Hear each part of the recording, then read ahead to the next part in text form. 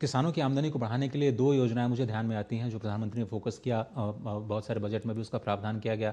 एक तो है जो प्राकृतिक खेती, जिसको हम ऑर्गेनिक फार्मिंग कहते हैं, उसकी स्थिति थोड़ा सा बताएं, उसके सर्टिफिकेशन को लेकर के क्या कुछ है, हम लोग कहाँ तक पहुँचे हैं, कैसे करेंगे। और एक दूसरा जो बड़ी महत्वाकांक्षी योजना है आपकी, फार्मर्स प्रोड्यूसर ऑर्गेनाइजेशन FPO, उसको भी लेकर के अब क्या सरकार सोच रही है, कैसे उसको और ज़्यादा स्ट्रेंथन किया जाए, मजबूती कैसे दी जाए? दोनों बहुत महत्वपूर्ण हैं।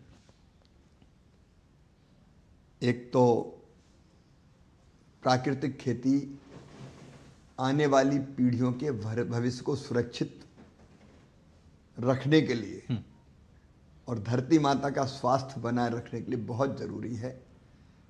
अनियंत्रित और अत्यधिक केमिकल फर्टिलाइजर के प्रयोग से जी सॉइल का हेल्थ भी बिगड़ रही, धरती माता की मिट्टी का भी स्वास्थ्य खराब हो रहा है।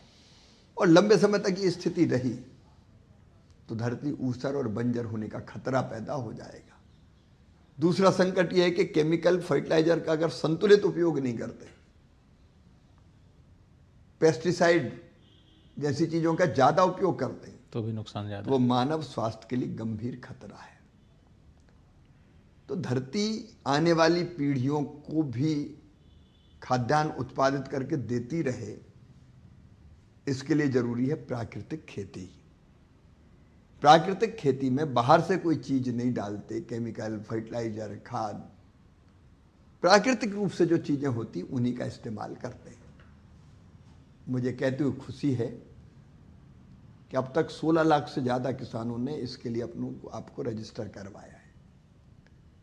6 लाख से ज्यादा हेक्टर खेती में प्राकृतिक खेती करने का संकल्प लिया है। और खुशी की बात यह है कि 1.5 लाख किसानों ने जो प्राकृतिक खेती करके उत्पादन किया, उसका सर्टिफिकेशन के लिए, प्रमाणन के लिए अपने आप को रजिस्टर कराया कि हमारा उत्पाद तो आप प्रमाणित करो, ये देख लो, बिल्कुल इसमें कोई केमिकल फर्टिलाइजर नहीं है। नहीं। जो ये सिद्ध करता है कि केमिकल फर्टिलाइजर के बिना बाकी बीजामृत, घनजीवामृत, गोमूत्र और बाकी चीज़ों का, बेसन, छाछ, दही, इनका इस्तेमाल करके नीमास्त्र, ये उत्पादन सुरक्षित रखा जा सकता है और अच्छा किया जा सकता है। उसको बढ़ावा देने की योजना बनी है।